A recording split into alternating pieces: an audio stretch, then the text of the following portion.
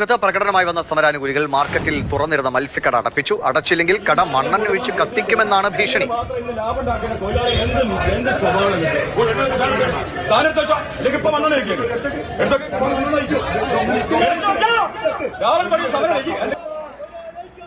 അതിഭീകരമായ അവകാശ ധ്വംസനമാണ് നമ്മൾ കണ്ടുകൊണ്ടിരിക്കുന്നത്. കാരണം ഒരു മനുഷ്യന് ജോലി ചെയ്യാൻ, അവന് കട നടത്താനുള്ള അവകാശമുണ്ട്.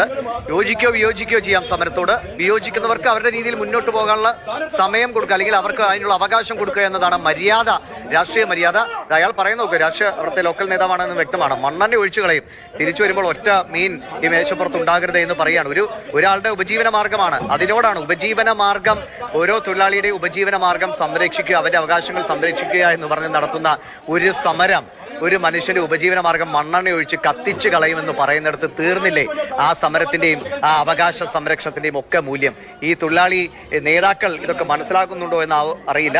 കടകൾ അടച്ചവർ അടയ്ക്കട്ടെ, അവർക്ക് ഇതിനോട് യോജിക്കാനുള്ള അവകാശമുണ്ട്, അവർ സമരത്തിൽ പങ്കുചേരട്ടെ. തുറന്നിരിക്കുന്നവർ തുറന്നിരിക്കട്ടെ, ആളുകൾ ചെന്നാലല്ലേ വാങ്ങൂ. ഇംതിയാസ് കാര്യം വിവരങ്ങളുമായിട്ട്. ഇംതിയാസ്, അവിടുത്തെ നേതാക്കളാണ്, പ്രാദേശിക നേതാക്കളാണ്, അവിടെ ഭരിക്കുന്ന നേതാക്കളാണെന്ന് തോന്നുന്നു. കാരണം അതേ വീറോടുകൂടിയാണ് പറയുന്നത് മണ്ണെണ്ണ ഒഴിച്ച് കത്തിച്ചു കളയുമെന്ന്. ഒരുത്തൻ അവന്റെ കയ്യിലെ പണം മുടക്കി മീൻ വാങ്ങിച്ചു കൊണ്ടുപോയി വെച്ച് വിറ്റ് ജീവിക്കാൻ ശ്രമിക്കുമ്പോൾ അവന്റെ ആ ഉപജീവന മാർഗത്തെ മണ്ണെണ്ണ ഒഴിച്ച് കത്തിച്ചു കളയുമെന്ന് പറയാൻ ചില്ലറ മനസ്സൊന്നും പോരാ.